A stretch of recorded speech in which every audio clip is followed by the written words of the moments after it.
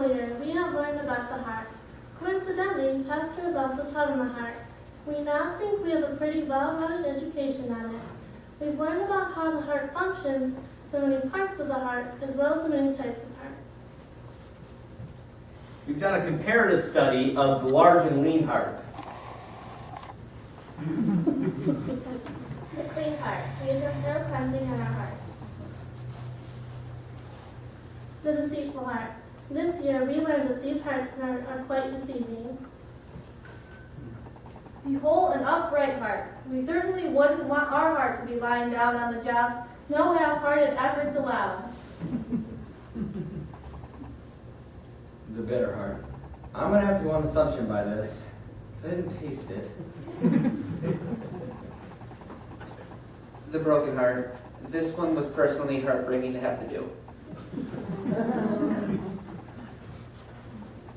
The discouraged heart. I was discouraged when I found out we had to dissect a heart. This particular school year, we have discovered the joys of dissecting, the distinct aroma of formaldehyde, and the unmistakable sound of dissecting scissors. We would like to show you one of our recent specimens, the sheep heart. The heart is the most important organ in your body. Although it is only about the size of your fist and weighs 11 ounces, this small member must be continually doing its job for you to survive. We know how blood pumps throughout the body, but how does blood pump through and out your heart? Before we can answer that question, we identify the more important parts of the heart. From the front, everything will be seen backwards. That is because we name the parts of the heart as if it were still in its place. On the left, everything will be on the right, and on the right, on the left. Right atrium, right ventricle, pulmonary arteries, and tricuspid valves. Left atrium, left ventricle, aorta, tricuspid valve, chordae tendineae, better known as the heartstrings. You may have heard of most of those names, but what are your cuspid valves? These small parachute-like structures are there to prevent any backflow of blood. The blood must follow a certain path. If it backflows, it could mess up the entire system and make the heart ineffective. If the blood starts to backflow, the cusps will expand and block the opening. This forces the blood to move in only one direction. Now that we have identified these parts, we can move on to the heart of the matter, the path of blood flow through the heart. The blood enters the heart through the right atrium for the purpose of getting to the lungs for oxygen.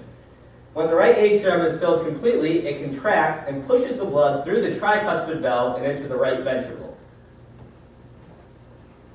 The atriums are a bit smaller than the ventricles, so it takes a few contractions of the right ventricle before the atriums are full. It takes a few contractions of the atrium before the ventricle is full. But when it is, the right ventricle contracts, forcing the blood out the pulmonary artery and into the lungs to be oxygenated. From the lungs, the blood is brought back into the heart through the pulmonary veins, but this time comes through the left side. It enters the left atrium and through the same process as the right gets pushed in and out of the left ventricle. After exiting the left ventricle, the blood will enter the aorta and start traveling throughout your body. Because it travels throughout your body, the left is more bigger and muscular than the right. God knew how the heart would function and designed it to perfectly perform its job. We have all enjoyed learning more about God's marvelous creation through dissection this year. The heart is just one part of the grand world which He has designed. We look forward to learning more about Him and His creation through dissection in the future. Thank you.